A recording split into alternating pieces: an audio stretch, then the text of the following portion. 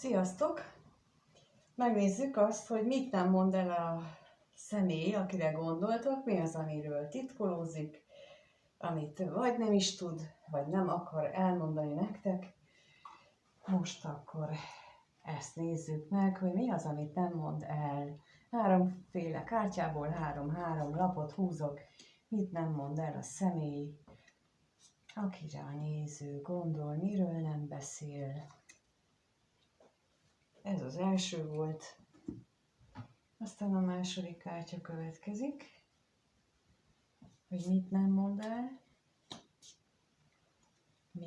mit nem mond el.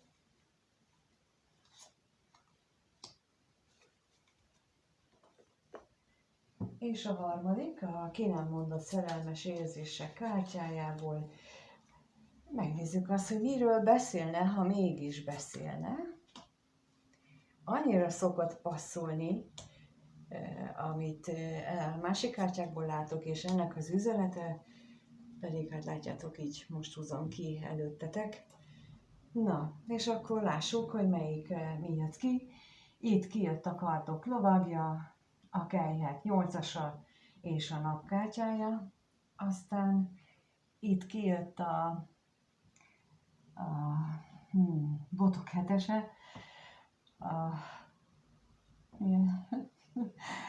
tisztára nem látom, a sötét árnyék, vagyis ez a halálkártyája, vagy az ördög másik taróból, és itt pedig a 10 kard, tehát a kardok 10-ese, ami látható, és itt megint ezt érzem, itt pont középre jött ki ez a halál kártyája, vagy nem is az ördög, inkább ez a halál kártyájának érzékelem, az árnyékos oldal nevet viselő 15-ös kártya. Érdekes mód ugye a másik taróban, vagyis a másik kártyákban az árnyékos oldal az tényleg ez a nagy átalakulás is azt jelenti, leginkább a halálnak a kártyája, amit egyébként a Plutóval vagy a Főnixsel szoktak azonosítani, azzal is. De itt ebben csöppet sem erről van szó. Itt arról van szó, hogy bántja a fény a szemét, eltakarja a fény a szemét, mert a sötétséghez szokott. És lehet, hogy van az életében valami, vagy valaki, aki ilyen fényesen ragyog, de ő nem tudja pillanatnyilag befogadni ezt a nagy fényességet.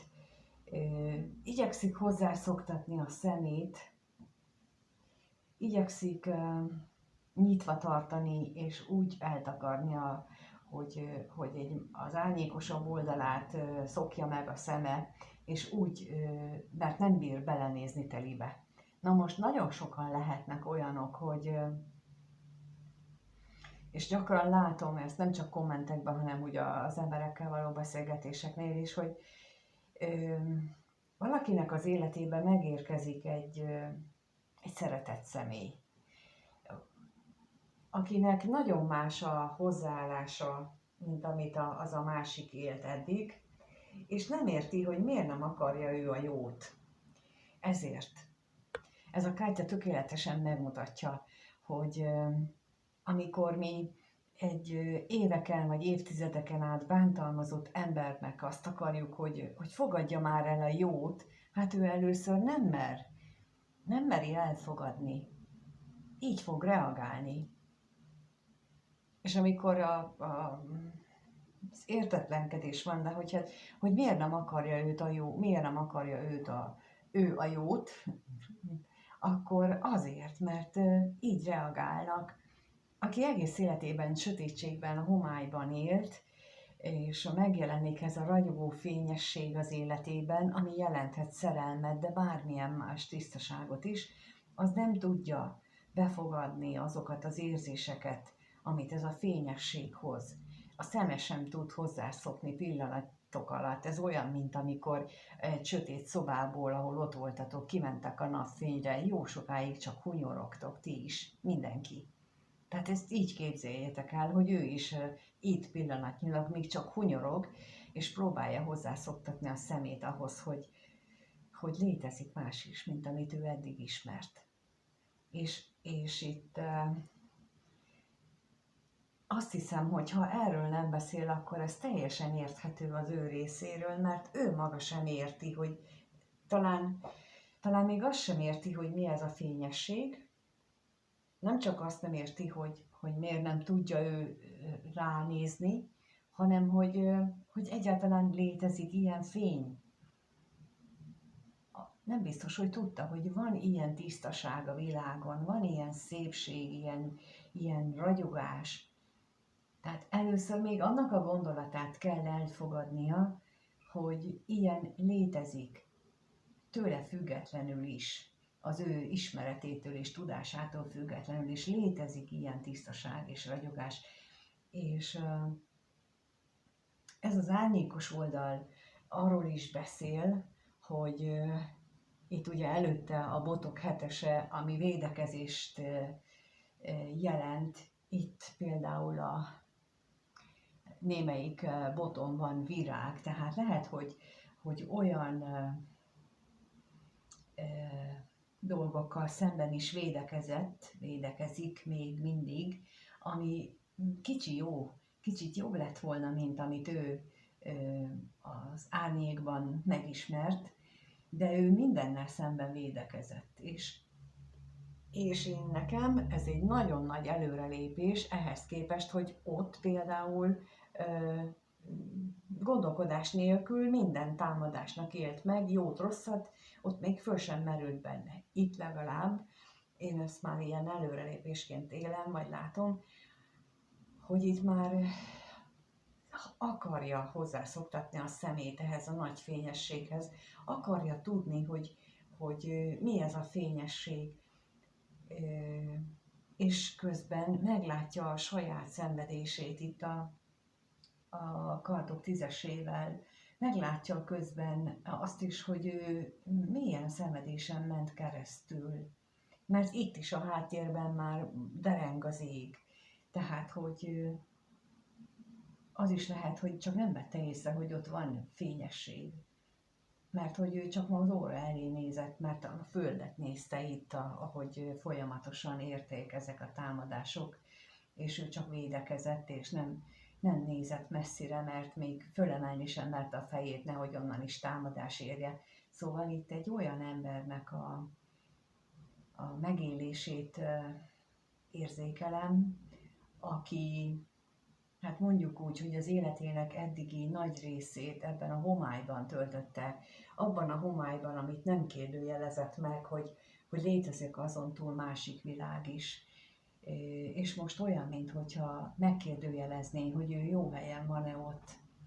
Ha van más világ, hogy létezik ez a fényes, csodás tisztaság, amit itt ez a botkard sugároz kő, akkor most megkérdőjelezi, hogy ő jó helyen van-e ott.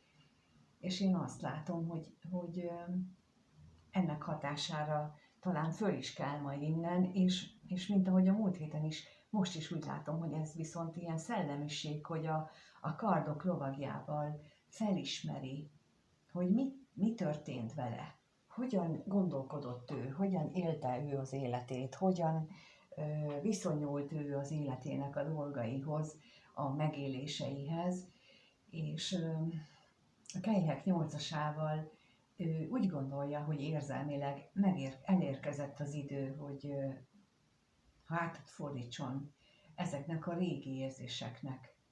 És a holdat mutatja itt nekem, ez nem a napot mutatja, a holdat mutatja a kártya,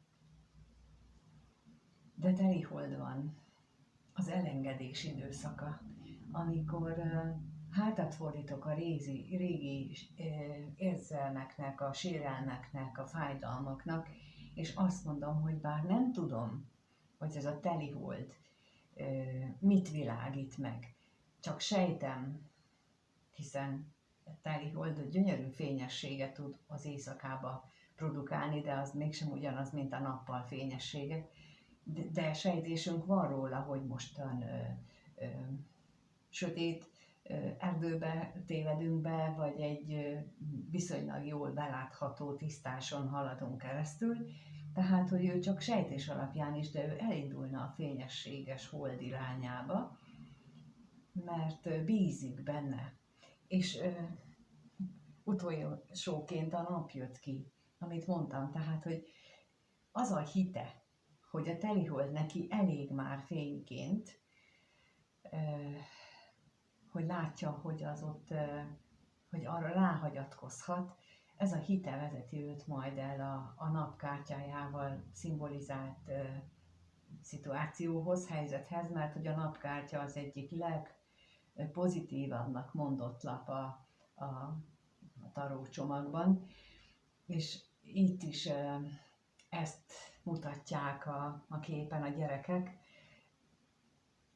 mutatják a különböző zodiákusokat is, tehát hogy a különböző horoszkóp jeleket is, tehát hogy mindenkire egyformán süt a nap, függetlenül attól, hogy milyen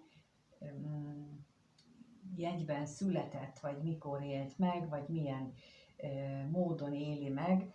Itt erre ad neki visszaigazolást, hogy ha ő bízott a telihold fényében, és rámerte bízni magát arra a fényességre, az azért is lehetséges, mert ezt a nagyon erős fényt még nem bírta elviselni, ahogy a napfényét sem bírná elviselni, tehát először egy szerényebb fényességgel is beéri, és úgy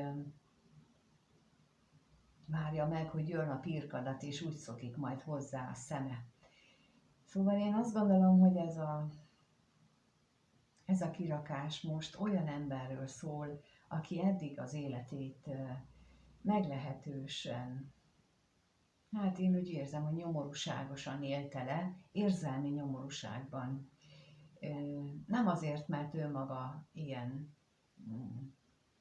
üres, hanem azért, mert olyan volt a környezete, és nem tudta, csak valahol mélyen belül tudta, hogy létezik szépség, és el sem tudta képzelni, hogy ő neki abból juthat.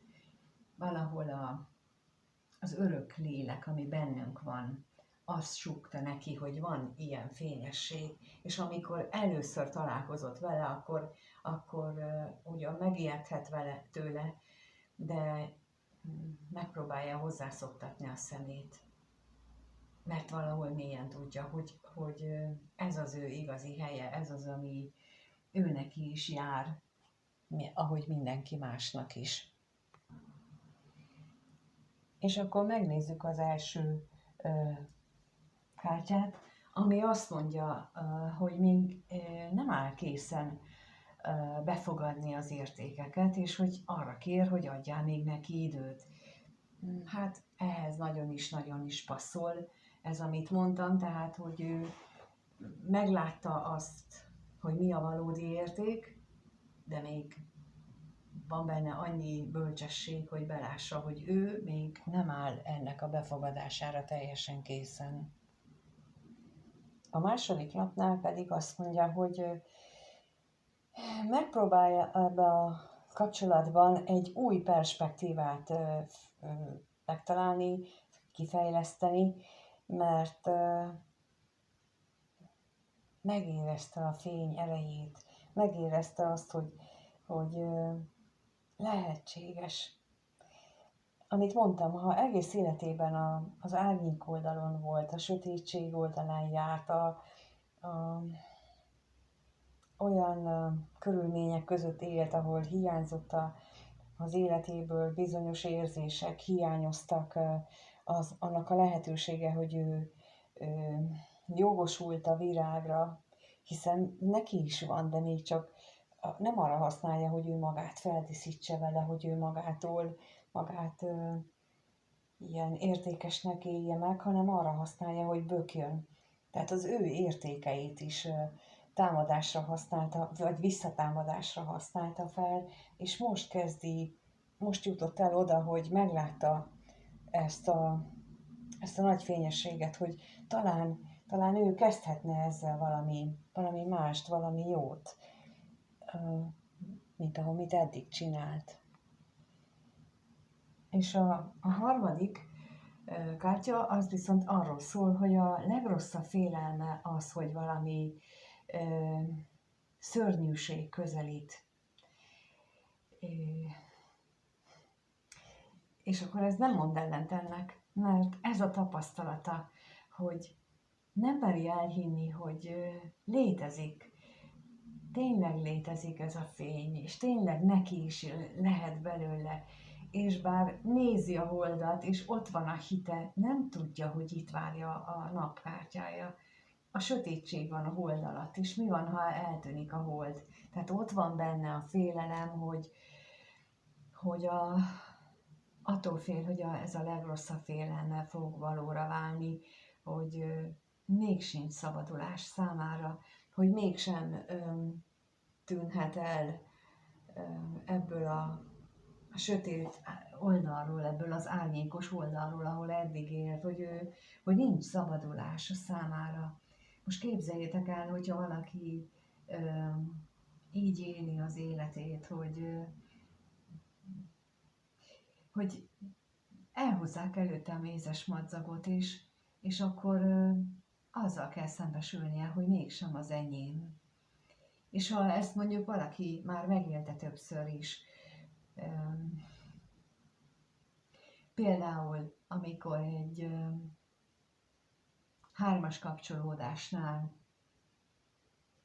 beleéli magát, hogy akkor ő megtalálta azt az embert, akivel ő boldog lehet, és akkor jön a társ, aki pedig megzsarolja a gyerekkel, megzsarolja azzal, hogy kifosztja, megzsarolja azzal, hogy tönkreteszi, hogy kicsinálja minden szempontból az életét, hogyha nem marad, akkor az az ember érzi így magát, hogy nincs más választása. Az más kérdés, hogy nincs hite. Választása lenne, csak nincs hite abban, hogy amit ő tehát amit az ő elgondolása szerint neki jót hozna, az hozza, és képes legyőzni. És hogy akár kevesebben is beérem, mint ami eddig volt,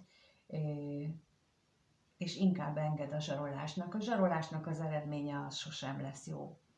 Ezt én egészen kisgyerekkorom óta tudom, és engem nagyon-nagyon sokszor zsaroltak, és nagyon sok mindennel, és sosem engedtem a zsarolásnak, és amikor megpróbálkoztak, akkor onnantól kezdve biztos voltam benne, hogy az a választás, az nem az én választásom.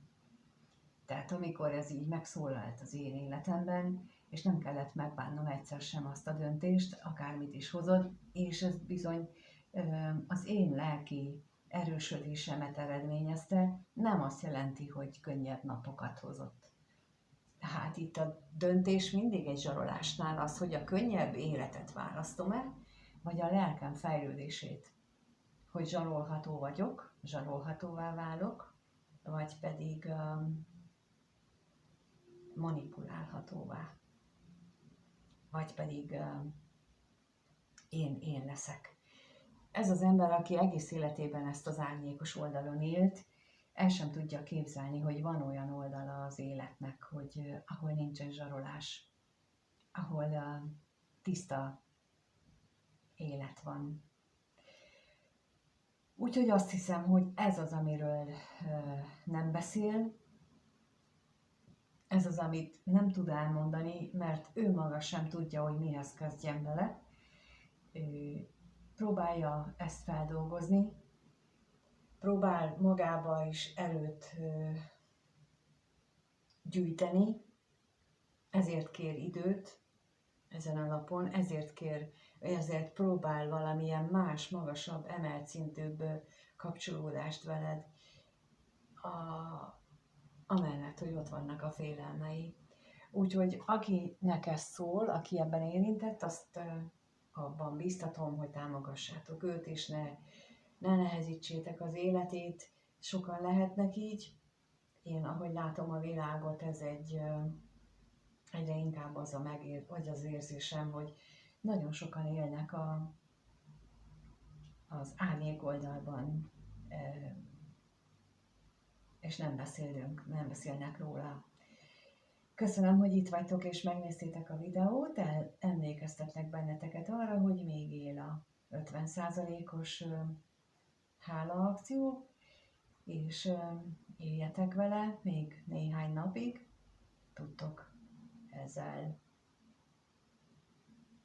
ezzel élni, és akkor féláron hozzájutni mindenféle szolgáltatáshoz, és köszönöm a kommenteket, a lájkokat és a mindenféle interakciót a kommentben. A feliratkozóknak is köszönöm, és hálás vagyok, hogy ilyen sokan feliratkoztatok már. És amíg nem találkozunk, addig mindenkinek minden jót kívánok. Sziasztok!